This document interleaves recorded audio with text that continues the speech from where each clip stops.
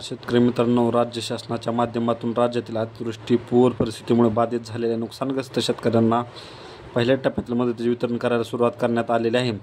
गेल्या 2 दिवसापासून KYC केलेल्या शेतकऱ्यांच्या खात्यामध्ये या अतिवृष्टी नुकसान भरपाईची रक्कम वितरित करायला सुरुवात झाली आहे. पहिल्या टप्प्यामध्ये 2215 कोटी रुपयाचा निधीचं वितरण करण्यात आलेलं आहे आणि याच्या अंतर्गत KYC केलेल्या शेतकऱ्यांच्या खात्यामध्ये या मदतीचे वितरण केले जाते.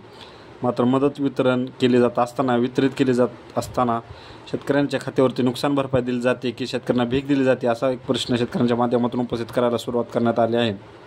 अर्थात की राज्य शासनाच्या माध्यमातून नुकसानग्रस्त झालेल्या शेतकऱ्यांना नुकसान भरपाई दिली जाते की त्यांची चेष्टा केली जाते, हा एक प्रश्न या ठिकाणी उपस्थित झालेला आहे मित्रांनो. कारण असंच आहे की राज्य शासनाच्या माध्यमातून NDRFच्या निकषानुसार 8,500 रुपये एवढी नुकसान भरपाई 1 हेक्टर देण्यात आहे.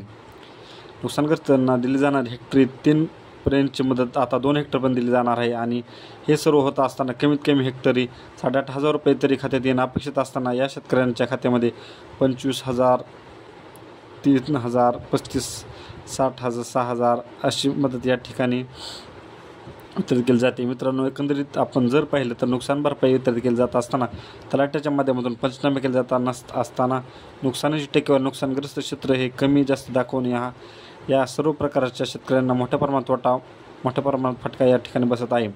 आता नुकसान झालेले क्षेत्र 60 लाख हेक्टर दाखवले जाते. म्हणजे 60 लाख हेक्टर म्हणजे बाधित झालेले कमीत कमी 8,500 रुपयानुसार जरी नुकसान भरपाई काढली तरी त्याच्यानुसार 51 कोटी रुपयापेक्षा जास्त निधीची गरज बसणार आहे, 51,000 कोटीपेक्षा. आता याच्यामध्ये परत आणि केंद्र शासनाची मदत येणं, राज्य शासनाची मदत येणं हे प्रकारे सगळे बाकी आहे. आता याच्यामध्ये 2215 कोटी रुपये वितरण करायला मंजूर दिले आहे. याच्यामध्ये जवळपास 31 लाखपेक्षा जास्त शेतकरी आहेत. ॲव्हरेज काढला तर 5 ते 5,500 रुपयापर्यंत मदत या ठिकाणी शेतकऱ्यांच्या खात्यावर येऊ शकते आणि अशा प्रकारची एकंदरीत जाहीर केलेली मदत हीच तोकडी आहे. आणि त्याच्यानंतर जर शेतकऱ्यांच्या खात्यामध्ये जर अशी अल्प मदत येत असेल तर शेतकऱ्यांना कुठल्याही प्रकारचा दिलासा या ठिकाणी मिळणार नाही. मित्रांनो, आज आपण पाहिले तर की लोणी येथे झालेल्या भाषणामध्ये केंद्रीय गृहमंत्री अमित शहा यांच्या माध्यमातून राज्य शासन कशाप्रकारे दिलासा देते याचा पाढाच वाचण्यात आला. त्याच्यामध्ये दुष्काळासाठी असणाऱ्या सवलती या राज्य शासनाच्या माध्यमातून लागू करण्यात आलेल्या आहेत. हजारो रुपयाची मदत या ठिकाणी शेतकऱ्यांना देण्यात आलेली आहे. अशा सर्व प्रकारची माहिती देण्यात आली. लवकर राज्य सरकार प्रस्ताव पाठवेल तर केंद्र सरकार मदत देईल अशा प्रकारे सांगण्यात आलेले आहे.